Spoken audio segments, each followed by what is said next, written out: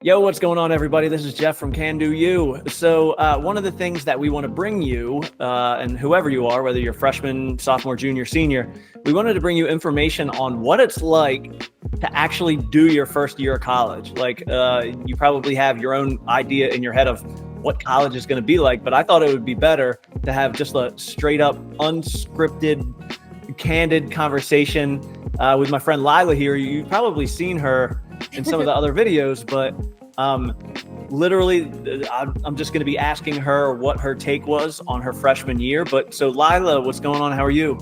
I am great. I just finished my very first year of college a few days ago, so I'm getting ready to pack up and go home, and it's a little emotional, but I had a great year, so I'm really excited to come back next year.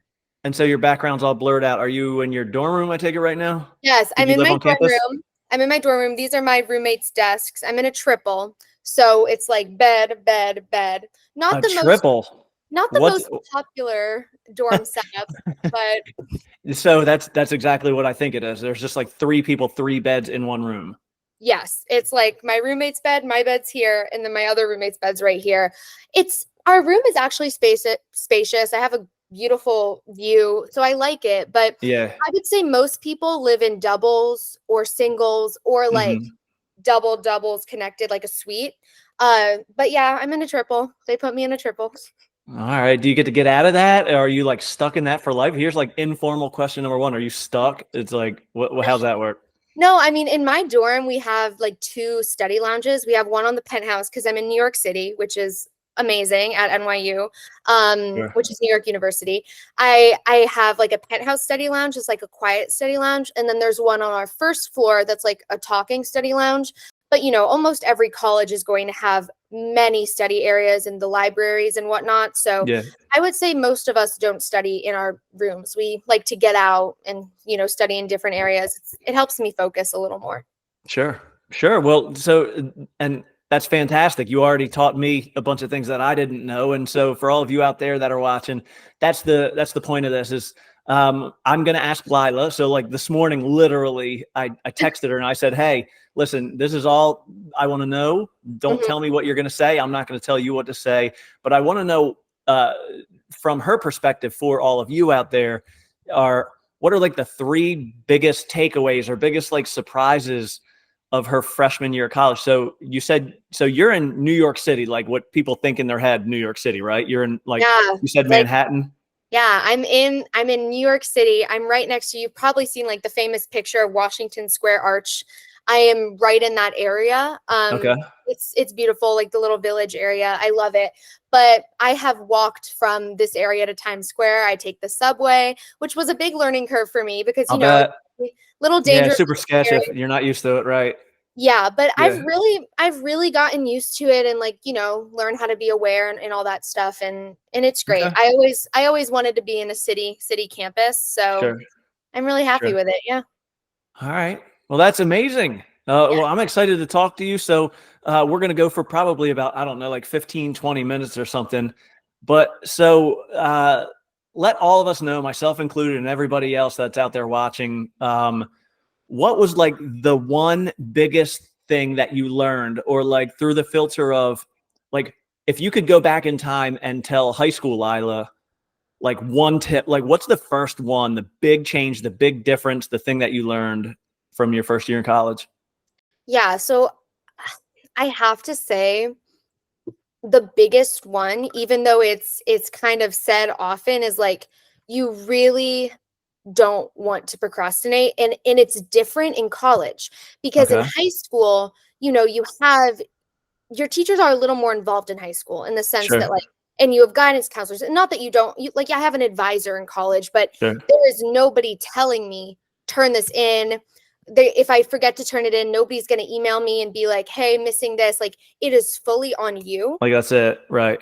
So, really being able to self-motivate yourself is something that's really important when you get to college, because also in high school we're used to going to school from like, I don't know, 9 to 3 or Yeah. 7 to 2, whatever your high Yeah. school is. Like you're there every day for a long time.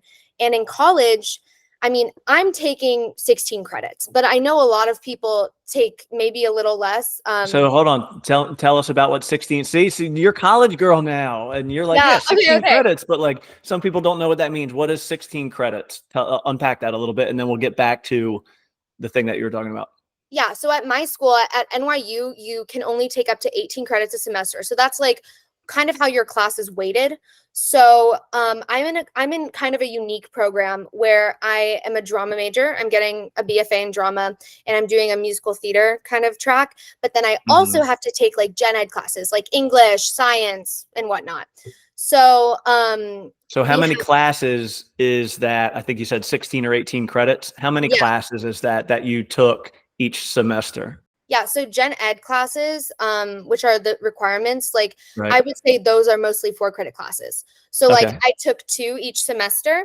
Okay. So that would be like 8 credits towards my gen eds. And then Okay. my studio classes, it's a little unique there because my arts classes, those are 8 credits, but it's actually like 6 classes. But Oh because man, this is a lot of math. it's a lot of math. But yeah, basically, when you're creating your schedule in college, you have to be able to build like your credits around the gen eds that are required, but then Yeah. also like leave room for like maybe an elective credit. Like maybe you have 2 credits left over in your schedule and you Okay. want to take like an elective class. So it's a math game. It really Okay. is. All Yeah. right. And I'll break that down a little bit further for everybody. So Yeah. it sounds the same as like when I was in college, you take like, so for every like semester or a half of a school year, Yeah. like I was taking like 5 classes. And what Yeah. Lila was saying is that out of those 5 classes, there are going to be a couple of them that are just like gen ed. So like your English, your math, whatever it is that your major kind of requires. Yeah. Cool. So what were we talking about before that? That we just kind of veered Oh yeah, off the whole thing.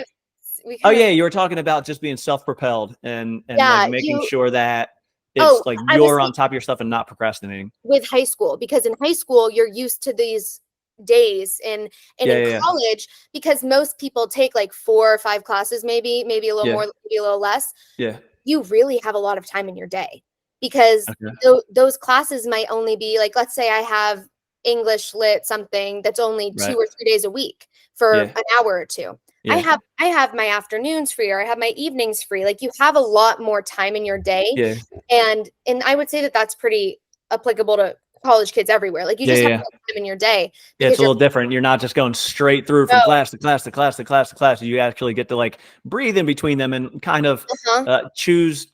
And so I remember I was talking to a class about this not too long ago. Is that, as a freshman, you don't get first pick of the classes you want when you want, but the older you get and the more More seniority, years yeah. the more seniority you have, right? So like when you're a senior at NYU, you get first pick. It's like, Yeah, it's like first come first serve of, so you get to definitely. pick like whatever like really jives with your kind of lifestyle. So that's cool.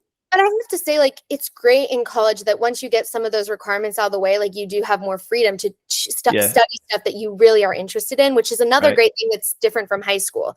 But still, when you're in those like gen ed requirement classes, whatever you have to do, and Yeah. you have all that extra time in your day, it's really important to stay self-motivated because you have a lot of time and it's really easy to throw that away doing, I don't know, TikTok, like, stuff like that. But I was gonna say, like, especially in New York City, you probably have like 8 gazillion things that you would probably much rather be doing. yeah, But but yeah, it's just important because it's different than high school, cool. and you just have to learn to be a little bit more Okay. motivated by yourself.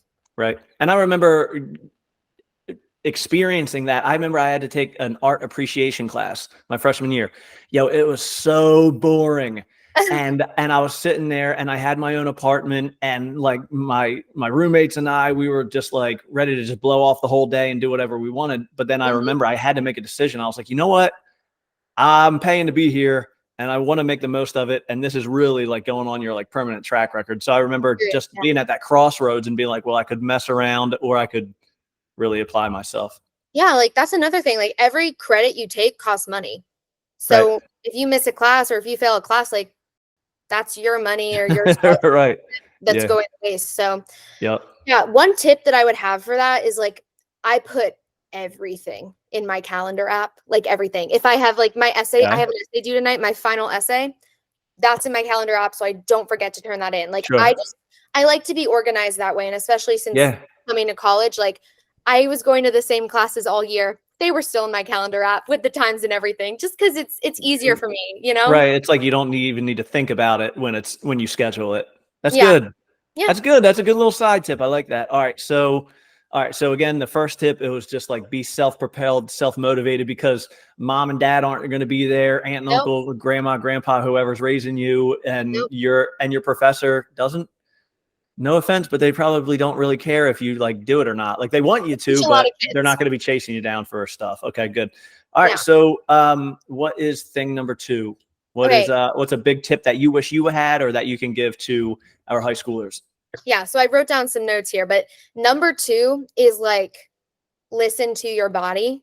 And especially as somebody that's in an active major where I do a lot of, singing, dancing, all that kind of stuff, but Yeah. really anybody, if you need to rest, you need to rest. Yeah. Plan out time to rest and sleep, but also like it's easy to get to college and again with nobody, parent Right. whoever's raising you, Telling you to making go to bed and get off your making your phone and dinner, making your yeah. food, like you're in charge of eating.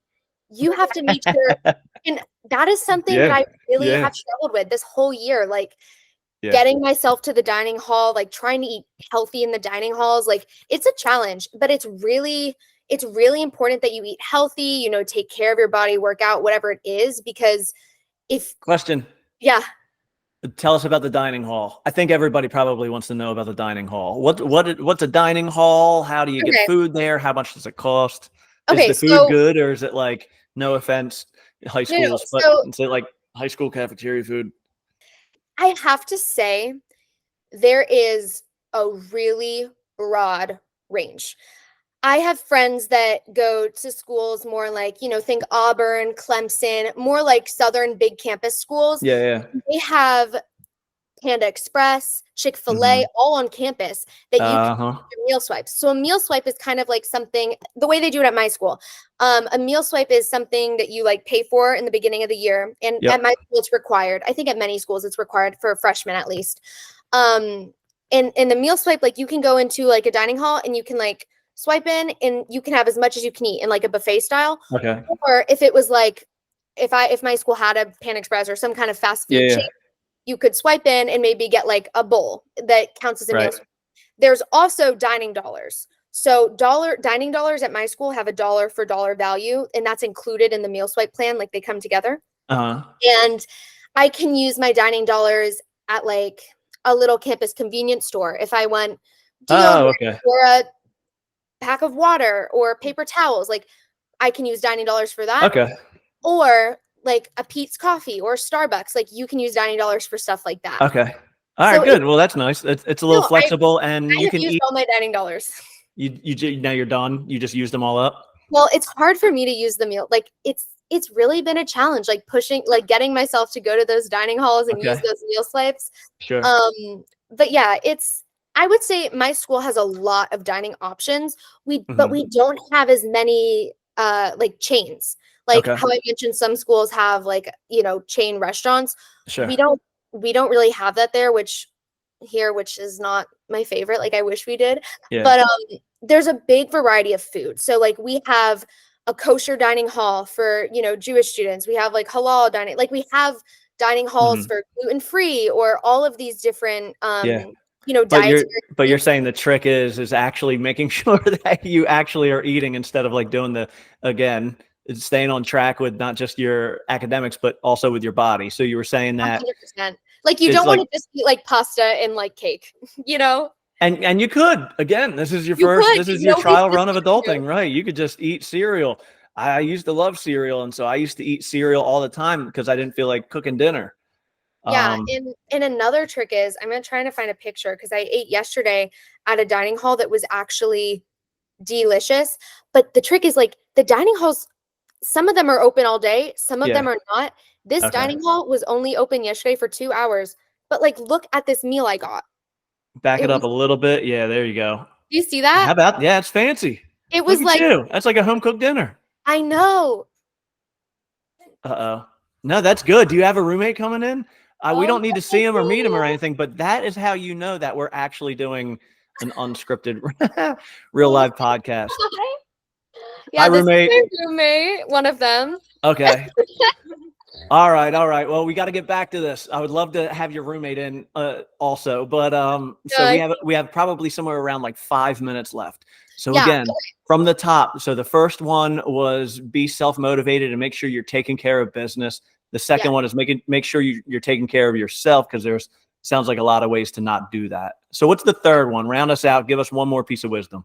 Yes. Number 3, I would say, is like look for additional educational opportunities or ways to make connections, because all of the people that you're going to college with right now are going to be entering into the workforce or careers. Like, you want to build your resume up, look for internships, look for volunteer, look for jobs, like all of those opportunities, and, try to make connections with people, because I definitely have had like a lot of like networking chances this year, and it's been great. Like, I've met a lot of like talented, hardworking people that like you're definitely going to see in the industry later on.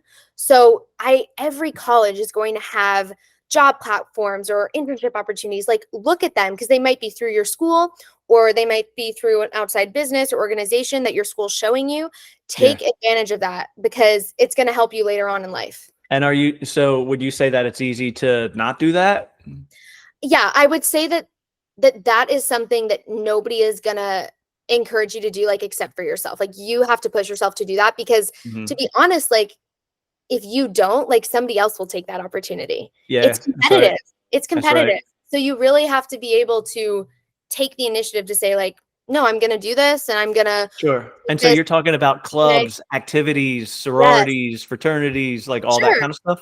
Yeah. And I know that some sororities and fraternities have like, they're like connections for future business and all that stuff. I personally am not a part of any sororities, but I know they exist here. I have plenty of friends that do them, and they love it. So any kind of club or socializing or like formalized socializing.